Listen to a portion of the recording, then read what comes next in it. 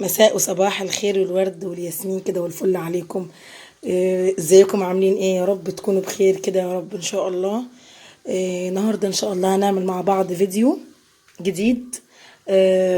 يا رب ان شاء الله يعجبكم. والاول ننزل نشترك في القناه زي كل مره، ويلا نبدا مع بعض بسم الله. النهارده طبعا باين الجواب ايه، باين من عنوانه، الصوره بتتكلم عن نفسها. هنعمل ان شاء الله النهارده مع بعض فول مدمس حلو وجميل وغني. في حاجات كده حلوه كتير هتخلي طعمه حلو ان شاء الله. يلا نبدا. انا اولا حاطه ميه بتسخن، شايفين. الاول عندي دولة شويه اللي هي غله البليله دي، مش عارفه ليه اسم تاني ولا ايه. يعني بصوا دولة شويه ايه، ملو الايد كده. تمام، بس دول منجوعين من امبارح فطبيعي حجمهم زاد، صح. فبصوا دي بعد ما يعني بعد النجع، شايفين كوبايه الا ربع، يعني نص مثلا. تمام، وهننجعها ليله كامله. ثانيه عشان اللبن هيغلي. طيب انا الاول بحط ده ليه؟ بحط ده علشان خاطر اللبن عامل لي روشه بس خلاص اهو. بحط ده ليه؟ بحط ده علشان خاطر المادة اللي فيه بتدي قوام النشا، يعني اللي فيه بيدي قوام للفول. يعني ممكن نستبدل ده بشوية رز. تمام، يا رز يا ده، حبي يعني حطي اللي تحبيه. انا بحب ده، بس هو بياخد يعني ايه، يعني بيطول شويه. يعني لو حطيتيه مع الفول مثلا مش يعني هيكون لسه واضح. تمام، فانا بعمل ايه، بغلي الميه واروح حطاه هو الاول. حلو، ياخد بس كده نص ساعة على النار، وبعدين ارجع احط مكونات الفول. هسيبه يعني ياخد سوا، وحتى لو خد سوا كامل مفيش مشاكل. هسيبه بس كده شوية على النار يستوي، ونرجع مع بعض نعرف بقية المكونات اللي معانا. خلاص يا جماعة اهو الجمح غلى نص ساعة كده. بصي شايفة طلع ايه بابلز كده، بصي بصي شايفه، مش عارفه هو الدخانه مش مخليه باين.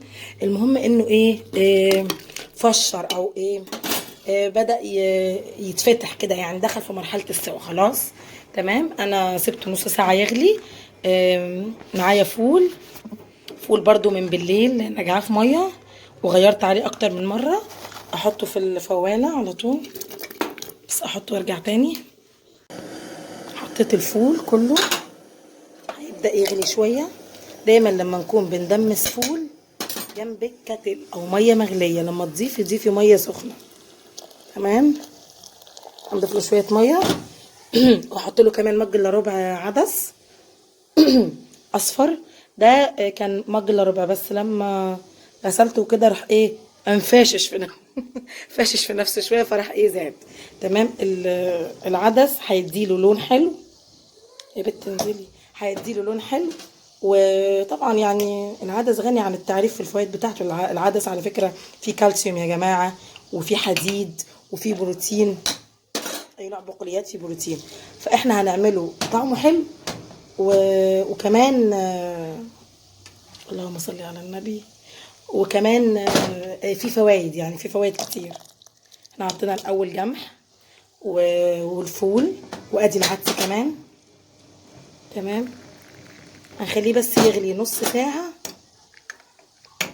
ادي اهو العدس كله اهو، هنخليه يغلي نص ساعة. بصوا نقلب كده كله. اعتذر يا جماعة على جودة التصوير زي الزفت، مفيش ستاند وكده. انا طبعا ايه مش في بيتي، عند حماتي، فهتلاحظوا كل حاجة متغيرة يعني شوية. بس لما جيت اعمله والله حبيت يعني ايه اصوره عشان الناس تشوفه، لانه فعلا والله اكثر من رائع، جميل جدا والله. جربوه. هسيبه يغلي نص ساعة ونرجع عليه بالخضار والبهارات. خلاص اهو بصوا الفول غلى مثلا نص ساعة ولا حاجة. سبته يغلي عشان يتشرب المية شوية، لاني انا هحط كمية خضار كتيرة، فكان لازم يشرب المية عشان يكون في مكان للخضار. طيب احنا هنحط خضار ايه؟ هنحط خضار ايه؟ هنحط مبدئيا بصل، دول بصلتين كبار جدا يعني حلوين. تمام، هنزل بالبصل. وبصي التقطيع عشوائيه ليه؟ لانه كده كده هيدوب، مش محتاج ايه تبشري وكده يعني وصغنن. لا لا لا لا، عيشي حياتك. بصي عاملاه كبير اهو عادي. انا بعد احيان كنت بجيب 4/4 كمان لو مستعجله. تمام، خرابي على البخار. تمام، نزلنا بالبصل ودول جزرتين تلاتة، واحدة كبيرة واتنين صغيرين بمثابة 2 كبار. ودول 6 فصوص توم، اللي هو الواحدة دي مش الفص الكامل. تمام، حط توم كتير بيخلي طعمه فظيع جدا. وانا ما رضيتش ابشر الجزر لان الجزر لما بيتبشر بياخد مكان يعني هو بيكتر. تمام، فبيعوز مكان في الفواله. وزي ما انتم شايفين ايه اتملت اهو ولسه ما كملناش. تمام، هنزل بالجزر. حطيت الجزر اهو، بس ايه الفواله اتملت يعني، مش عارفه احط الطماطم ازاي. ممكن اسيبه بس الخضار ده يدبل شويه بسيطه، واروح ضايفه ايه، نعمل كده عشان اضاءه، واروح ضايفه الطماطم. حلو، بس حاول ايه نكبس كده.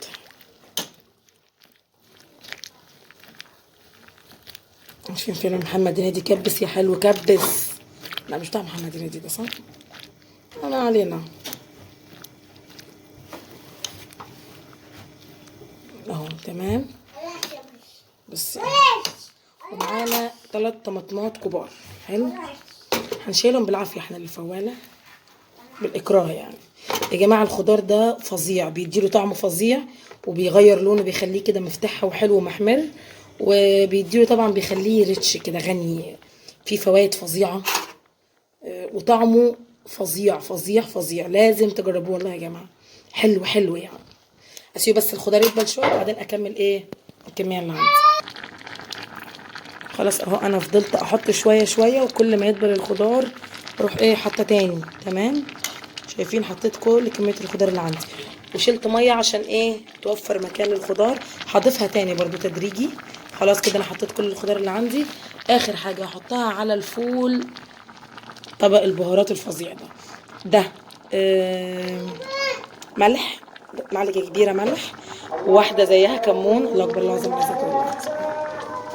وواحده صغيره فلفل، واحده ايه مليانه كده جامد جدا كزبره. تمام، كده احنا عملنا فول طعمه حلو، ومش بس فول، لا في حاجات كتير تاني فوائد فظيعه، وطعمه حلو جدا جدا، وكمان متبهر ومتبل ومملح وكل حاجه. يعني انت هتيجي تعملي ايه يا ستي؟ بس يا حبيبتي هتجيبي خلاص دمستي الفول وشيلي في الفريزر، يا دوبك تطلعي على يعني توصفي شويه زيت وخلاص. ولا محتاجه كزبره ولا كمون ولا اي بهارات. عايزه تضيفي تاني براحتك. حلو، عايزه تضيفي تاني بهارات ساعه الاكل، اوكي مفيش مشاكل. ثانيه يا جماعه، طب الاذان بس يخلص. تمام، فانت لو حابه تضيفي بعدين بهارات ضيفي. بس والله الوصفه دي يا دوبك تحطي الزيت في الطاسه وتحطي عليها الفول و وايه تاني، وليمون بس، ولا اي حاجه تاني. فظيع. انا هحطه على السخان، والميه بتاعته دي كل شويه هزودها للفول يعني، علشان خاطر انه هيتشرب الميه. كل اللي عليكي بس مجرد ما يدبل الفراخ ايه مجرد ما يدبل الخضار هتجيبي بصي اللي تحت، وهكذا تروحي مجلبه كويس. تمام، تجيبي اللي تحت فوق واللي فوق تحت. بس ما لسه يعني ايه شويه، شايفين البصل بدأ يدبل والطماطم. تمام، وهو هيتهري خالص، كل ده هيدوب خالص. انا هحطه على السخان واشغل السخان واحطه عليه. خلاص انا حطيته على السخان اهو. بصي انا جايباه على 5 يعني اعلى حاجه، بس اول ما هو لسه شويه بارد، اول ما يسخن هروح مخليه على 3 وسايباه، وكل شويه اضيف له ميه واديله تجليبه كده. بص ادي الميه بتاعته اهي، بس خلاص. واروح مغطيه عليه ونسيه خالص. مش تنسيه يعني تكبري دماغك، لا يعني سيبيه هياخد شويه كده كتير، كده ساعه على النار. وتابعيه ولما يخلص ان شاء الله اوريكم. وادي اهو الفول خلاص خلص. فضل على السخان 6 ساعات. حطيته على سخان الفول 6 ساعات. لو حطيتيه على البوتاجاز ممكن ياخد نار اقل شويه، يعني ممكن ياخد مثلا 5 ساعات او حاجه. لو موطيه عليه ممكن ياخد نفس ال6. ممكن تحطي شياطه على عين البوتاجاز، وتحطي بعدين دماسه الفول، وهيديكي نفس نتيجه اسمه ايه ده، السخان. طيب شايفين ما شاء الله السخان طبعا اتبهدل، لازم بياخد له عمرة نظافة بعد ما بيتعمل عليه الفول، والبوتاجاز اتبهدل هيصة هيصة. طيب يلا نفتح كده بسم الله. لسه طافية عليه، شايفين دي المية بتاعته. ننزل تحت كده بسم الله، شايفين زبدة ما شاء الله. بصوا، بس عايزة اوريكم الخضار اللي هو يعني. بصي ادي مثلا الجزر، بصي خلاص دابت شايفه. بصي دابت خلاص، يعني مجرد ما تعمليه بهراسه خلاص ما شاء الله. شايفه والله طالع يعني كريمه. فكرنا بفيلم حراميه في تايلاند. شايفه ان شاء الله تحفه والله يا جماعه، جربوه رائع جدا يعني. وانا مش مخليه فيه ميه كتير، بحيث ان انتي لما تيجي تخزنيه في الفريزر، بصي تعملي دي مثلا حسب احتياجك الشخصي. انا ممكن دي عاملاها مثلا 4 مرات في الكيس، واجي لما تخزنيه في الفريزر، ولما تيجي تطلعيه تضيفي له ميه عشان يخف شويه. انا مخليه قوامه سميك. بصي بصي مسكالك بايدي. بصي حتى الخضار اللي هو يعني بصي مستوي. بصي دايب خالص. مش هحطها طبعا تاني خلاص. ف مش لازم تبشري والكلام ده وتتعبي نفسك، ارمي زي ما هو. بس انا كانت الدماسه صغيره على الكميه اللي انا عاملاها. اعملي فولك في بيتك انضف بكتير جدا، واوفر وارخص واحلى بكتير. بره بيدمسوا خلاص، ممكن يحطوا له شويه طماطم ولا حاجه او عدس عشان اللون، بس مش هيحطوا له كل اللي احنا اتكلمنا عليه ده.